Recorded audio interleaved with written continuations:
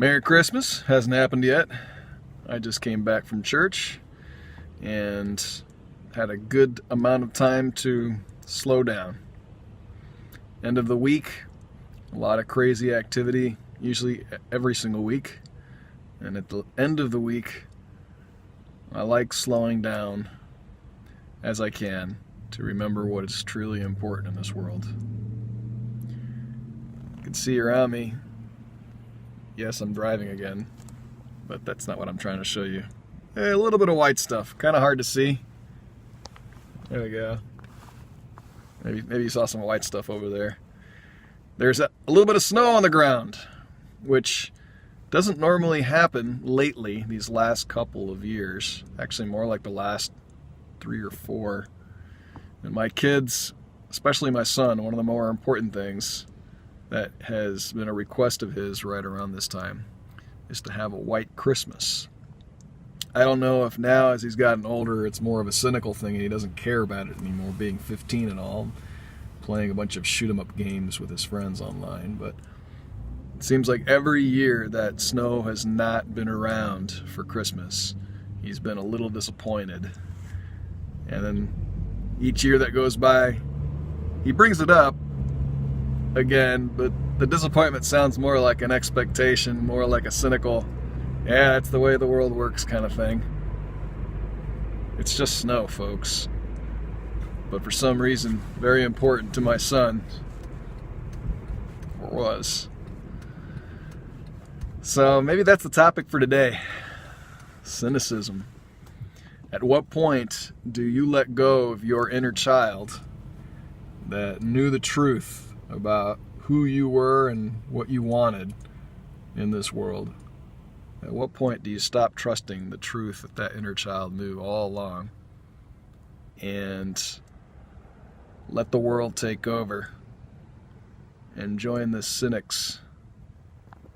That's the way this stuff happens. It always happens this way. Don't have expectations so that you're not disappointed when they don't come true. Everything is random. You will suffer, you just don't know when.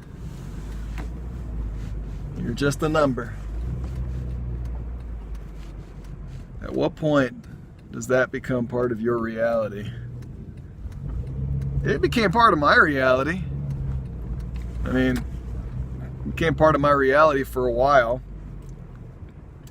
Being on those medications for as many years as I was, man. And now that I think about it, no, there was a lot of hope bundled, I guess, with a lot of cynicism. It was a very strange combination. I think actually the cynicism for me, strangely enough, now that I think about it, it started to rear its ugly head after I got off the medications. Not immediately, but I remember thinking after a few years of being off the stuff and being so ever so thankful that I was able to do all these things that I wasn't able to do before, and my brain was working so much faster and I was able to solve all these problems and fix things for my family. But the more I did, the more I was able to do, the more stress and frustration and disappointment at the outside world that didn't cooperate with how I wanted to fix things, and just the more suffering and the more BS that seemed to happen. And I remember thinking, man, was it worth waking up? What the heck did I wake up to? It was just, that actually was probably the most cynicism that I remember in my life. When my eyes were opened and I was finally able to see. But was it worth it? Giving up hope, giving up your inner child that dreams, that knows tomorrow is going to be better because you're doing something good today? Is it really worth it to become a cynic? I don't think I chose it. It just kind of happened. And then I realized I needed to change that, because here's the thing. I got kids. I got a 15-year-old son, 13-year-old daughter, and I don't want them to be cynical about the world. I don't want them to see Dad being beat down and then giving up. It's okay for them to see Dad getting beat down. I'm not saying I don't want them to see me getting beat down. They need to see that. They got to see that. They got to experience that. They got to feel that stuff. They got to know what to avoid and what to understand is possible so that they can make better choices in their life. So the being beaten down part is just fine. As a matter of fact, I'm very thankful they've been able to see as much pain and suffering as they've seen. But the part I don't want them to experience is the part that comes after the getting beaten down. The not getting back up part, or the getting back up part but limping and just expecting to get hit again.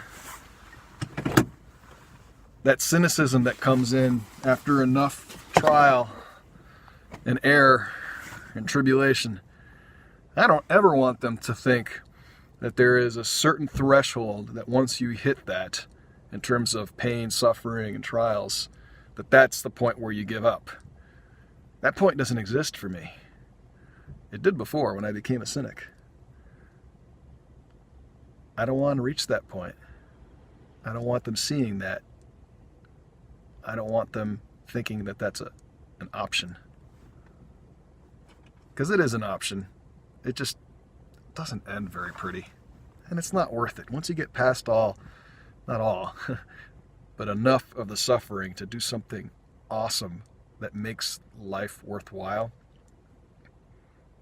then in retrospect, it makes sense that it's not worth becoming cynical and throwing away your childhood dreams. But it's only in retrospect for me so far. And these kids have a long number of years to live before they're on their own, fully on their own. Youth wasted on the young, that old phrase? Yeah, goodness. It's like I've told them several times now, more than several, over the years, how I was so belligerent. I didn't seek counsel. I did not look for mentors. And when they found me and I wasn't ready to be given advice, I scorned them. I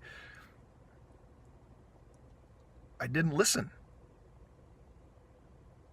I wasted a lot of my time not listening because I wanted to be right. And so it's not just a matter of me telling my kids, hey, you shouldn't do X, Y, Z, or hey, you should do A, B, C. It's, hey, you shouldn't or you should because I didn't or I did and it sucked. This is what happened to me. It's not theoretical. It's actually what you're doing right now by ignoring me, by just rolling your eyes and I know better. I did that and I got screwed. Ha ha. Do you want to repeat that? Please don't. Please don't. Don't do what Dad did. And in some cases, do what Dad did. Being a father. Such a joyous thing at this time of the year. I forgot to say once again that today is day 28 of the 30-day challenge, where we are challenged to speak for at least 60 seconds in a row, and one of these days has to be 60 minutes. What happened to day 28? Yesterday I said it was day 27 and that today would be 29, and then the day after 30. I realized that as I reviewed my video and thought, what the heck was I smoking? So we're not skipping day 28, that's actually today. And 29 is not today, it's tomorrow. And 30 will be the day after tomorrow. Something like that.